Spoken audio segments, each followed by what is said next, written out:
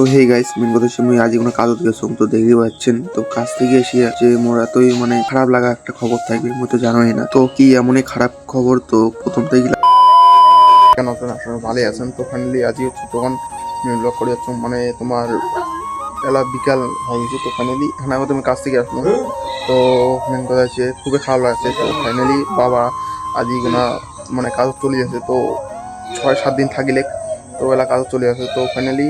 মানে এতদিন থেকে আসে এলা চলে যাচ্ছে তো পুরো খারাপ লাগে তো ফাইনালি তোমাকে দেখা যাচ্ছে আমার বাবা জীবনা যাচ্ছে তো গাইজ দেখো বাবা রেডি হয়ে গেছে ফাইনালি আর বাবা তো এলা চলে যাবে তো দেখতে পাচ্ছেন তো গাইজ অলরেডি এলা মুই মানে বাবা রেডি হয়ে গেছে তো ফাইনালি মুই যাই তো অলরেডি গাইজ বাবা তো রেডি হয়ে গেছে তো ফাইনালি মুই এলা মানে রেডি হলুম যে বাবাকে মুখ আকবারে দিয়ে যান লাগবে তো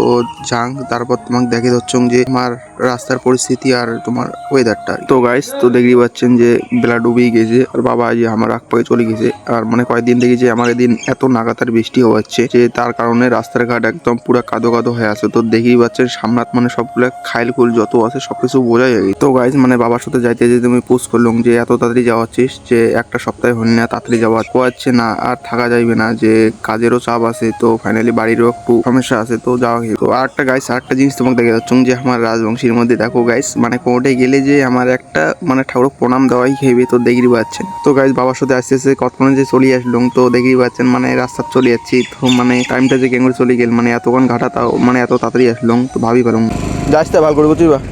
হ্যাঁ দেখি শুনে যাস তো গাইস গাড়ির জন্য অপেক্ষা করেছে বাবালা আর আজ আমার